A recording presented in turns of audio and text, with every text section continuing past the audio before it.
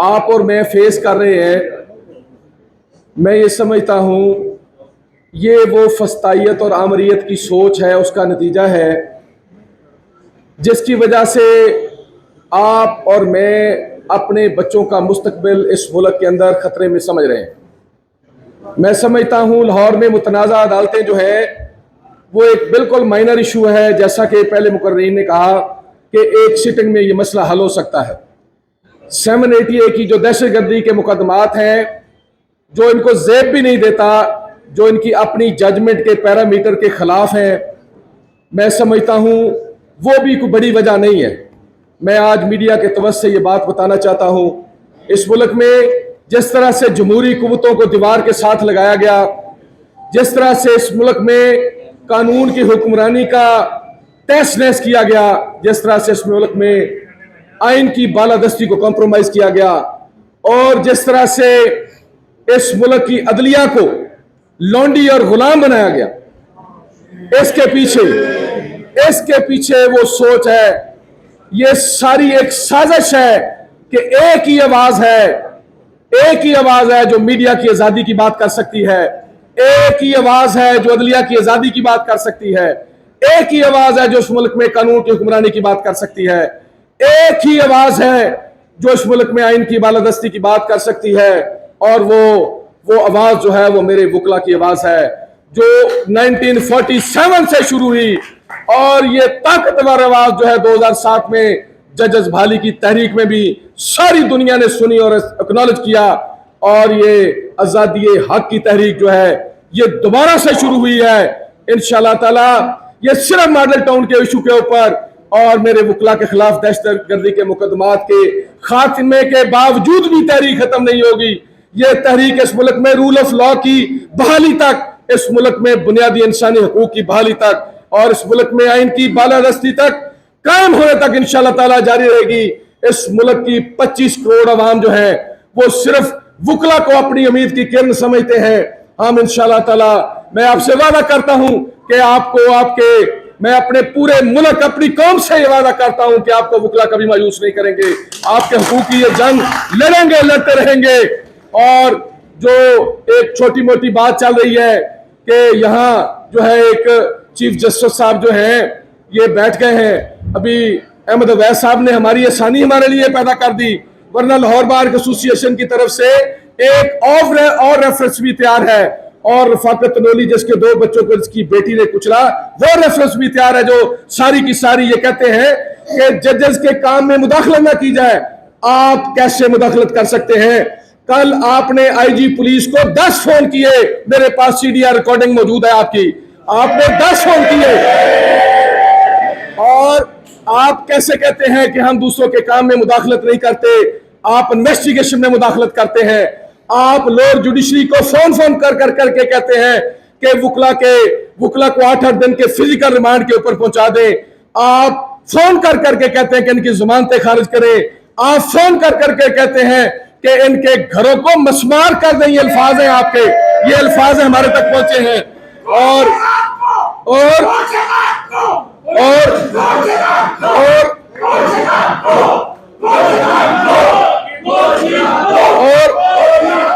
आपकी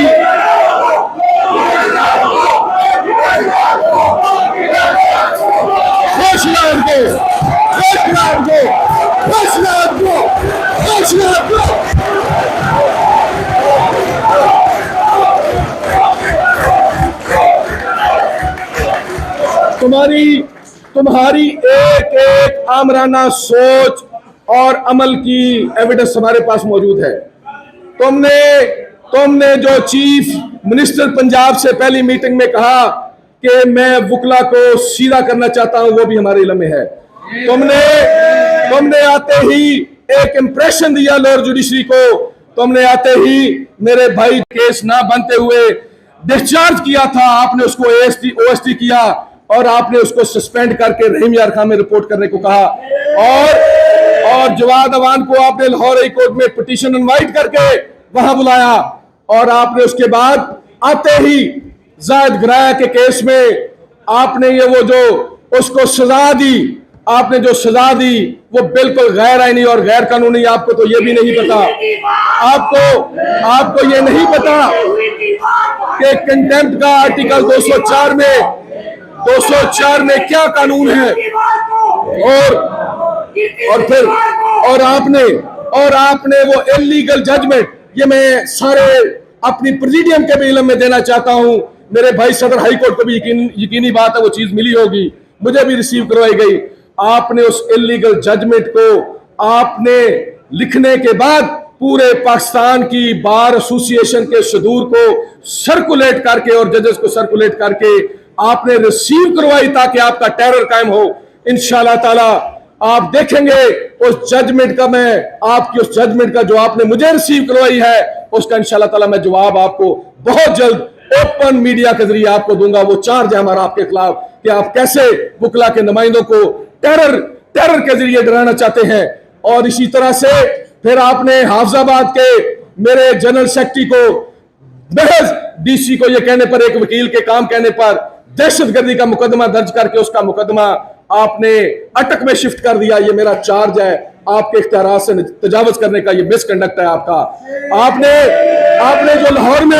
आपने जो लाहौर में मुकदमात मेरे भाइयों महर हसन के खिलाफ और मजर नौल के खिलाफ दर्ज करवाए, उसके मंदरजात आपके इल्म में इसलिए देना चाहता हूं ताकि आपके इल्म में हो कि किस तरह की जो दहशतगर्दी के कानून है उसको किस तरह से मिस यूज किया जा रहा है। उसमें लिखा हुआ है कि अहमद से फाइल मांगी, वो नहीं देना चाहता था पढ़ने के लिए, फाइल मांग के पढ़ के वापस की तो ये दहशतगर्दी होगी, बम ब्लास्ट हो गया। ये है उनके खिलाफ चार्ज जो आज भी कैंप जेल के अंदर जो है वो पाबंदे सलासल है। ये जुर्म है आपके वो भाइयों का, ये जुर्म है जिसकी वो पादाश में जेल के अंदर मौजूद है। और इसी तरह से मेरे भाई अजीम के खिलाफ जो और उसके भाई के खिलाफ जो मुकदमा दर्ज किया गया उसके कंटेक्स्ट ये हैं कि थाने में जाके कुछ मुल्जमान से पूछा कि आपको किस मुकदमा के अंदर यहां आप पाबंदे सलासल हैं, ये दहशतगर्दी की उन्होंने। और इसी तरह से आपने शेखपुरा में जो मुकदमात का अंदराज किया दहशतगर्दी में मेरे वकला के खिलाफ, उसमें मुंदरजात ये हैं कि एक अहमद से उन्होंने फाइल मांगी, उसने नहीं दी तो उसके साथ तलख कलामी होगी। ये दहशतगर्दी, ये इन कंटेंट्स के ऊपर आपने दहशतगर्दी का मुकदमा कायम किया। और जवाद अवान के खिलाफ आपने कहा कि उसने अदालत के अंदर एक जज को दूर से मुक्का लहराया जिससे दहशतगर्दी हो गई। शेम ऑन यू और शेम ऑन योर एक्ट कि तुम्हें कि आप ऐसे कंटेंट्स के ऊपर जो है वकला के खिलाफ दहशतगर्दी के झूठे मुकदमात का अंदराज कर रहे हैं। और आखिर में मेरी आपसे गुजारिश होगी, ऊंचे ऊंचे नामों की तख्तियां जला देना, जुल्म करने वालों की वर्दियां जला देना, जंग जीत जाना, जंग जीतना चाहो तो कश्तियां जला देना। और जब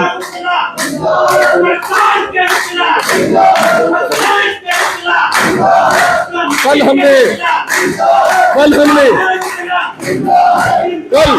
हमने अपनी बात के साथ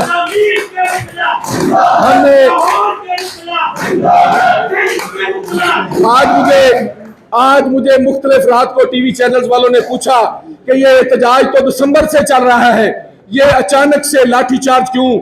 मैंने कहा जी हमसे जुर्म हो गया कि हमने इस मुल्क में रूल ऑफ लॉ की बात कर दी, हमसे गुनाह हो गया कि हमने कहा कि अगर रिसालत इमाम सल्लल्लाहु अलैहि वसल्लम की हदीस में ये बात मौजूद है कि अगर मोहम्मद की बेटी फातिमा भी कुछ जुर्म करेगी तो सजा दी जाएगी, फिर आप इतने बड़े ओहदे पे बैठ के दो मासूम शहीदों के कातलों की सपोर्ट क्यों कर रहे हैं? आपने वो सीसीटीवी फुटेज क्यों डिलीट करवाई है? आप 2 साल से सफा मिसल के ऊपर ये बात क्यों नहीं आने देना चाहते कि लाहौर हाई कोर्ट की प्राडो जीप कौन चला रहा था जिसको लाहौर हाई कोर्ट के रजिस्ट्रार और प्रोटोकॉल स्पुरदारी के ऊपर लिया? आप ये बात आप इंसाफ के रास्ते में रुकावट है, ये आपके खिलाफ इख्तियारात से तजावुज और इख्तियारात से मावरा जाके जो अमाल है आपके, ये मिसकंडक्ट है और ये चार्ज है हमारा आपके खिलाफ इंशाअल्लाह ताला। और आखिर में मैं आप दोस्तों से गुजारिश करूंगा कि अपना इत्तेहाद कायम रखिए। और अपनी खास तौर पे आपने कल देखा कि मेरे दोनों सेक्रेटरी साहबान ने आपसे हमने वादा किया था कि आगे चलेंगे, फ्रंट फुट पे चलेंगे, और मेरी क़यादत ने, मेरे भाइयों ने